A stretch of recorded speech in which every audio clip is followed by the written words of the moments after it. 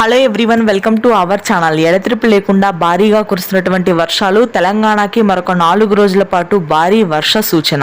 వివరాల్లోకి వెళ్దాం. వాతావరణ పరిస్థితులు ఏంటి, ఏ జిల్లాల్లో వర్షాలు పడే అవకాశాలు ఉన్నాయి తెలుసుకునే ముందు మీరు ఇంకా మన ఛానల్ని కనుక సబ్స్క్రైబ్ చేయనట్లయితే వెంటనే సబ్స్క్రైబ్ చేయండి.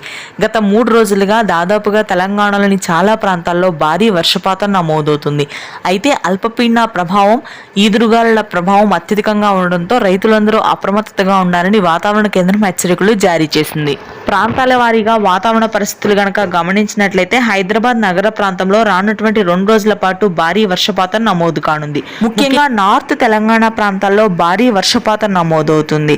కుకట్పల్లి, మియాపూర్, కేపీహెచ్పి, అల్వాల్, యాపర్లా, నాగారం, దమ్మిగూడ, షమీర్పేట్, మేడ్చల్ ప్రాంతాల్లో అత్యధికంగా వర్షాలు నమోదవుతాయని వాతావరణ కేంద్రం వెల్లడించింది. ఎల్బీ నగర్, వనస్థలీపురం, హస్తినాపురం ప్రాంతాల్లో భారీ ఈదురుగాలులతో కూడినటువంటి తేలికపాటి జల్లులు నమోదు కానున్నాయి. ఇక తెలంగాణలోని మిగిలిన జిల్లాల్లో కూడా భారీ వర్షపాతం నమోదు కానుంది. సంగారెడ్డి, వికారాబాద్, రంగారెడ్డి, మహబూబ్ నగర్, నాగర్ కర్నూల్, జనగామ, కొల్లూరు, మహబూబ్ నగర్ ప్రాంతాల్లో అత్యధికంగా వర్షాలు నమోదు కానున్నాయి. హైదరాబాద్ నగర ప్రాంతం కానీ మిగిలిన జిల్లాల్లో దాదాపుగా 5 రోజుల పాటు వర్షాలు కొనసాగే అవకాశాలు ఉన్నాయని హైదరాబాద్ వాతావరణ కేంద్రం వెల్లడించింది. ఇక కోస్తా తీర ప్రాంతాల్లో మాత్రం భిన్న వాతావరణ పరిస్థితులు కనిపిస్తున్నాయి.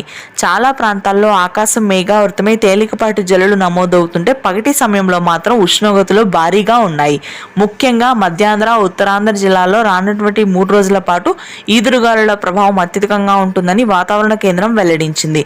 ముఖ్యంగా గుంటూరు, కృష్ణా, తూర్పుగోదావరి జిల్లాల్లో గంటకి 70 నుంచి 80 కిలోమీటర్ల వేగంతో భారీ నుంచి అతి భారీ ఈదురుగాలులు వీయనున్నాయి.